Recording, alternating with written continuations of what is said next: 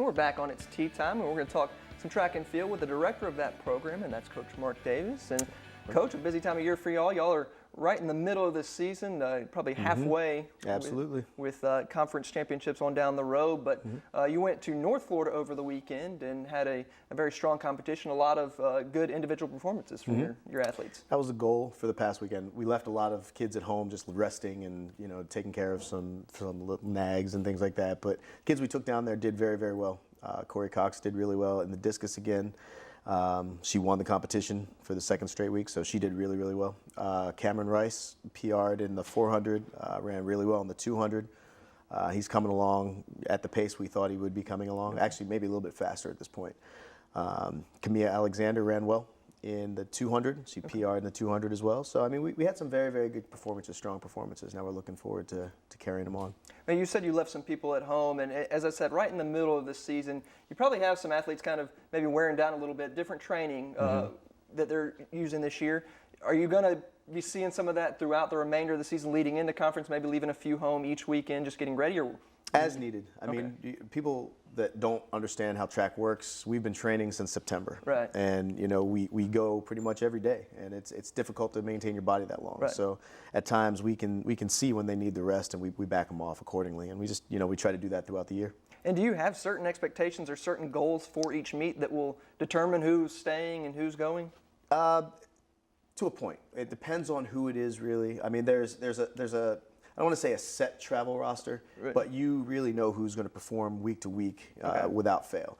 Others that that we're trying to bring along, you do have to take some care in what they're doing and pay attention to how much they're racing and so on and so forth. Well, you've got another race this coming up weekend. You'll be going to Auburn, a very close meet. So what will you be looking for your athletes out of that? I just want some strong competition. I mean, I want them to get in the races and put themselves in races, make themselves hurt a little bit, and get over fear of running against bigger schools and maybe better competition. The kids that we have here can run with anyone. And if you give them a chance, if they're not fearful of it, they'll step up. They may not beat some of these kids, but they'll be able to compete with them.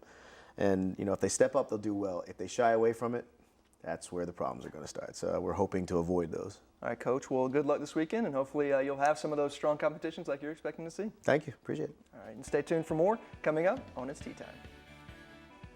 We're back here on It's Tea Time, and we're going to talk some baseball with Coach Bobby Pierce, the head coach of the baseball team. And, Coach, an exciting weekend this weekend. It's a sweep over Alabama A&M in a 4-game series, but also it meant a lot for you as you are now the winningest coach in Troy baseball history. So congratulations on the record, and I know that's just a big honor to pass a legend like Coach Chase Riddle.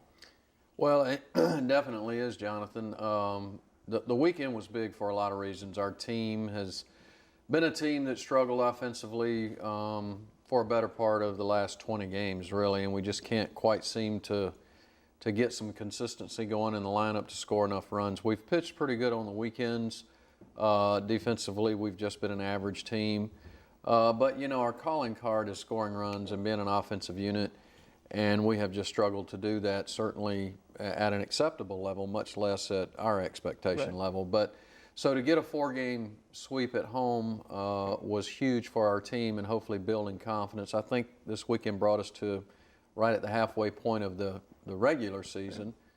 We've still got 2 or 3 weekends to play before we get halfway through the conference slate. But it was big in a lot of ways, and obviously those 4 wins did take me over Coach Riddle's win record at Troy.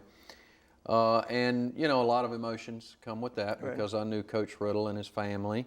My time with Coach Riddle goes back to when I was coming out of junior college, and he recruited me to come here to Troy. So, and then as I started coaching at Chipola as a very young coach, we would play the Troy teams in the fall back when you could do that, and worked a lot of summer camps here for them. And he was just always such a fatherly figure for all of us young coaches, because he took the time to, talk about anything, encouraging words about life or baseball. And then when you got him on the baseball side of things, you would be there a while. And all of that for us, for me, was special moments. because he was a special man, and we admired him, we respected him, and then to come back to Troy as a coach 13 years ago with trying to win one game, as the priority, Right. Stretching it over 13 years, and now becoming the winningest coach is a little more than I can even comprehend. But the day was great. I really appreciate all the fans and family and friends that were there yesterday, or listening on radio, or have been there throughout the 13 years. But I think the most overwhelming part for me about yesterday was seeing Coach Riddle's wife, Miss Betty. Right. She came with her two daughters. Of course, their grandson Wes is our sports information guy for baseball now. So there was just a lot of reminiscing, a lot of memories, a lot of things going on inside of that particular day and that particular win. And, Miss Betty did a really nice video congratulating our team and me. And, I don't know, it was just an overwhelming time. So it was a great day. And like I said, it was a win and a weekend that our team really needed. Right. So, I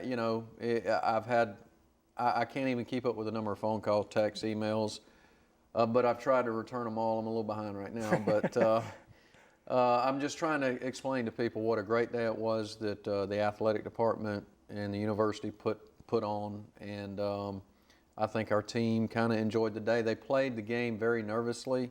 Right. I wasn't nervous at all, because at this point in the season it's kind of inevitable that was going to happen. Right.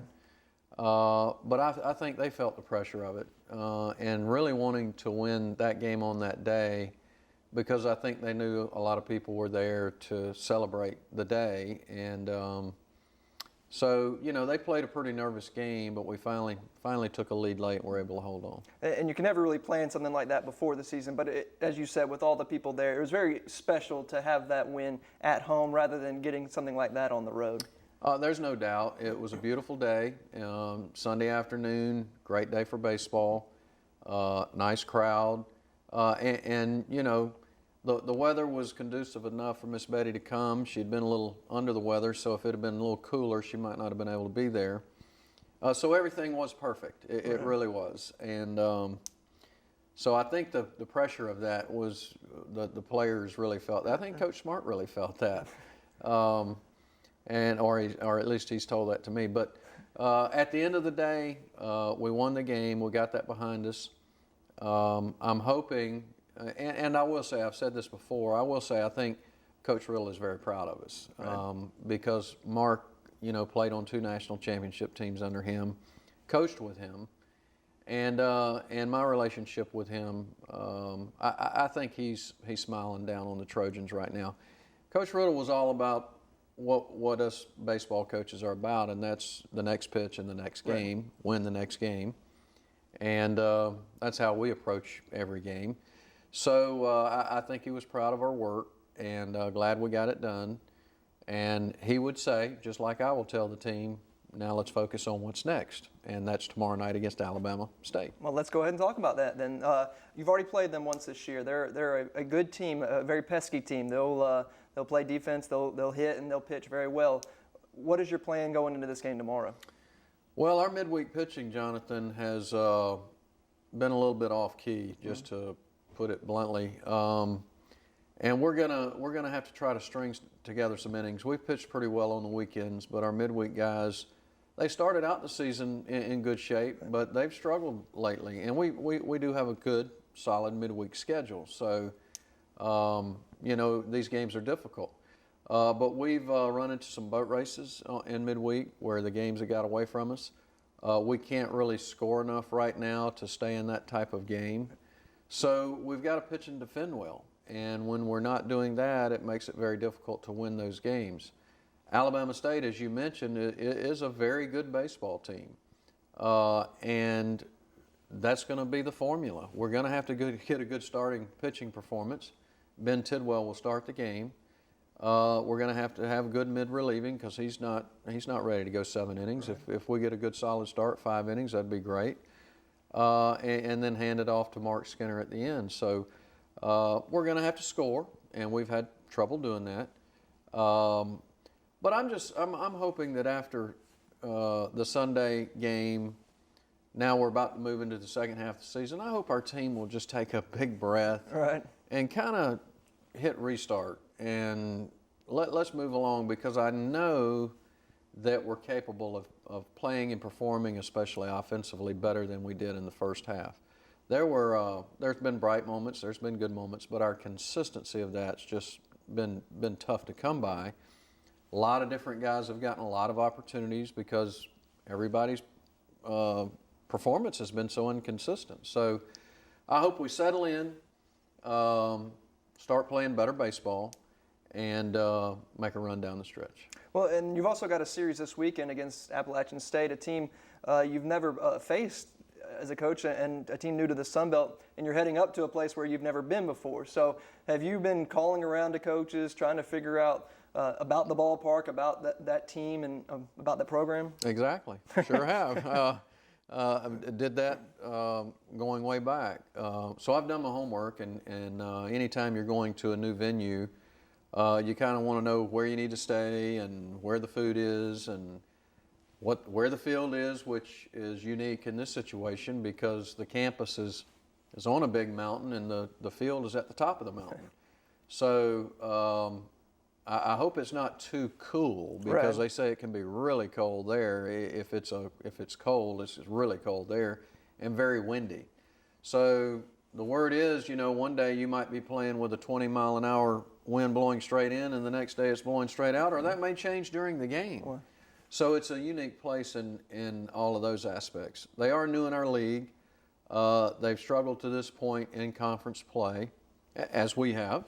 So I think it's a good opportunity for us to, like I said, if we start playing better, if we get things going, it might be a good opportunity for us to get our first conference series win on the road. Right. It's never easy. It's not that easy. You got to go play good baseball. But I'm hopeful that if we do get to play tomorrow night, there's a lot of weather in and around the area, that we can have a good ball game, get a win, get this second half rolling. Sunday was actually the start of the second half, and then carry that on into the weekend at Appalachian State. Coach, again, congrats on the record. It's very deserving, and then good luck this weekend and this week with a chance to get 4 big wins. Okay, thanks, Jonathan. All right, and stay tuned for more coming up on It's Tea Time. And welcome back to It's Tea Time, and we're here with Aaron Wright, the pitching coach for the softball team, to talk about the softball team and their season so far. And Aaron, thank you for being here today. Thanks for having me. And y'all had an off weekend, so we can kind of just recap your season so far. Y'all have played well. You've had some big wins, including some wins over ranked teams, and you've got a chance to kind of do that as well coming up soon. Right. Most recent, we defeated FSU and Louisiana Lafayette, so those were 2 huge wins, especially Lafayette being in conference. Right. And now y'all had the last weekend off. What did y'all do with the team? Did y'all give them time off just to kind of recuperate and get ready for the rest of the season? Well, we had a big road weekend a couple of weeks ago, so that was kind of a big stressful for the girls. Okay. So we did give them mostly a couple off days, and then we practiced one day on the weekend, and we play tomorrow, so we're practicing today. All right, well, let's talk about the game tomorrow. You're going to be playing UAB, normally a very good opponent, and that game's going to be at home. Originally scheduled for 1 game, now it's going to be a doubleheader. So what can you expect out of UAB? They're a great team, very well coached, and they have made it to the NCAA's past couple of years, so we're looking for a good game out of them. And they were just until recently receiving votes in the top 25, or are still receiving votes. They're not in the top 25 anymore. But as you said, a very strong team. Does it more incentive to play tougher since it's a team that's up higher in the rankings? Well, we try to play at our level every game, and it doesn't matter what the ranking is or who the opponent is. We try to play against the game, and that's one thing that Coach Mullins has done a great job stressing. We play against the game and ourselves, and we don't play against the opponent. Now, you've got another Sun Belt Conference series this weekend, Friday and Saturday at home, facing Louisiana Monroe. Have you looked into them yet? Done any scouting reports on them? We've done a little bit. They're very quick, so we're going to have to keep them off the bases. But I think our pitchers are going to do a good job, and our defense is going to do a good job. And we've worked really hard on our hitting this week, so expecting a good game. All right, and with it being Easter weekend, I know y'all are doing something a little special. Saturday, after the doubleheader, y'all will be having an Easter egg hunt. I don't know if you can tell us about that. Yes, so Saturday we only play a single game because Okay. it is Easter, so Okay. we start at noon, and then immediately following that game, we're going to have an Easter egg hunt with some games, and the kids will get to run around the bases with our players, so kind of a fun event, so we're hoping a lot of people will come out for the game, and then following the Easter egg hunt. So just immediately following the game. Yes. All right, and it'll be a doubleheader on Friday then. Doubleheader on Friday, and then a single game on Saturday. What time will the games on Friday start? Friday will be 3 and 5. All right, Coach. Well, thank you for joining us, and good luck this weekend. Thank you so much for having me. All right, join us again next week for more on It's Tea Time.